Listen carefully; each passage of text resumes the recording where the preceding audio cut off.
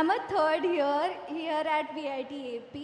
I've had the privilege to lead the student body here, and we are also inspired by your journey in terms of your company's heritage and high-tech city, now quantum city. We are also inspired now that you've completed almost 53 years since you graduated in economics.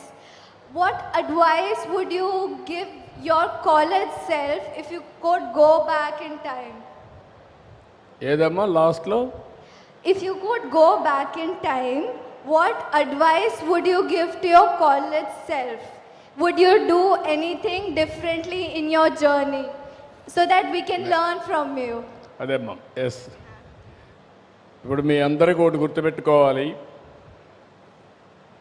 నేను first చదువుకున్న రోజుల్లో ఆలోచించాను నా జీవితంలో ఏముండాలి, ఏ విధంగా direction ఉండాలో ఆలోచించాను. చాలామంది నాకు ఐఏఎస్ ఆఫీసర్ అయితే బాగుంటుందని సజెస్ట్ చేశారు. నేను ఎప్పుడూ చదువు మీద ఎక్కువ శ్రద్ధ పెట్టేవాడిని కాదు, కాబట్టి ఆటోమేటిక్గా నేను ఐఏఎస్ పోతే ఐఏఎస్ రాకపోతే ఫెయిల్ అవుతాం. సో దాన్ని రూల్ అవుట్ చేశాను. ఆ రోజుట్లో మా యూనివర్సిటీ వైస్ ఛాన్సలర్ పిలిచి యూనివర్సిటీలో లెక్చరర్ కండి సరిపోతుంది బాగుంటుందని అడిగాడు. అన్నింటికంటే బెస్ట్ జాబ్ టీచింగ్, ఎందుకంటే ఒక 2 గంటలు పనిచేస్తే సరిపోతుంది, కనీసం విట్స్లో అయినా ఎక్కువ టైం పనిచేస్తారు కానీ యూనివర్సిటీలో చాలా తక్కువ టైం పనిచేస్తూ ఉంటారు. కానీ నేను ఆ రోజు మా వైస్ ఛాన్సలర్ ఒకటే చెప్పాను, నా జర్నీ నేను డిసైడ్ చేసుకున్నా, నేను ఎమ్మెల్యేగా పోటీ చేస్తున్నా, నేను గెలుస్తా, నేను రాజకీయం ద్వారా ప్రజలకు సేవలు అందిస్తానని చెప్పి 78లో ఎమ్మెల్యేగా నిలబడి గెలిచాను. 2 ఏళ్లలో మంత్రి అయ్యాను. అక్కడి నుంచి అంచెలంచెలుగా ముందుకు పోయాను. నేను ఏదైతే అనుకున్నానో, ఒకవేళ కానీ మనం ఐఏఎస్ అయితే ఒక్కరిగా ఉంటాం, కానీ మనం ఏదైనా గవర్నమెంట్లోకి వస్తే ఐఏఎస్ ఆఫీసర్స్ మన దగ్గర పనిచేసే పరిస్థితి వస్తుంది అనుకున్నాను. ఆ తర్వాత ముఖ్యమంత్రి అయ్యాను. ఈరోజు అడ్మినిస్ట్రేషన్ నేర్పించే పరిస్థితికి వస్తున్నాం. అంటే మీకు ఆ శక్తి సామర్థ్యాలు ఉన్నాయి. ఇంకొక విషయం కూడా రెఫర్ చేశారు మీరు. ఎగ్జాక్ట్గా 35 ఇయర్స్ బ్యాక్ ఎప్పుడు కూడా రాజకీయ నాయకులందరూ కూడా రాజకీయాలు చేస్తూ ఫ్యామిలీని కూడా చూడకుండా వదిలిపెట్టేస్తూ ఉంటారు. లైవ్లీహుడ్ కోసం రాజకీయాలపైన ఆధారపడతారు, చెడ్డ పేరు వస్తుంది.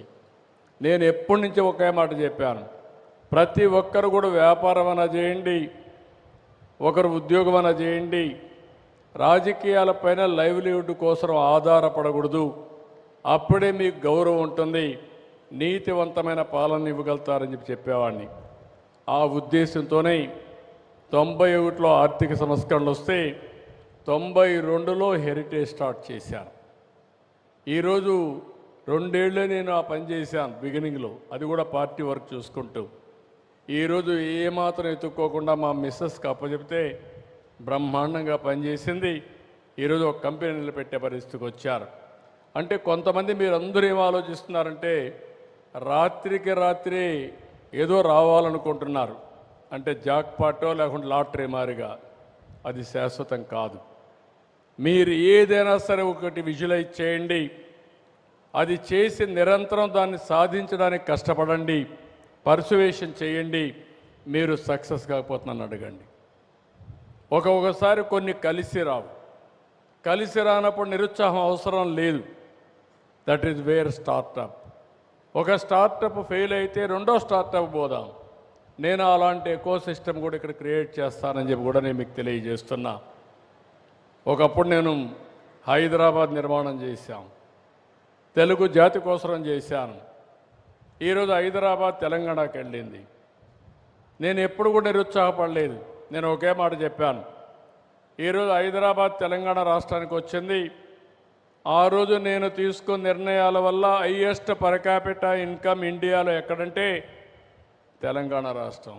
నేను గర్వపడుతున్నా, ఒక తెలుగు రాష్ట్రం హైయెస్ట్ పర్ క్యాపిటా ఇన్కమ్ వస్తూ ఉందని. ఇప్పుడు మళ్ళా ఒక కంకణం కట్టుకొని పనిచేస్తున్నాను.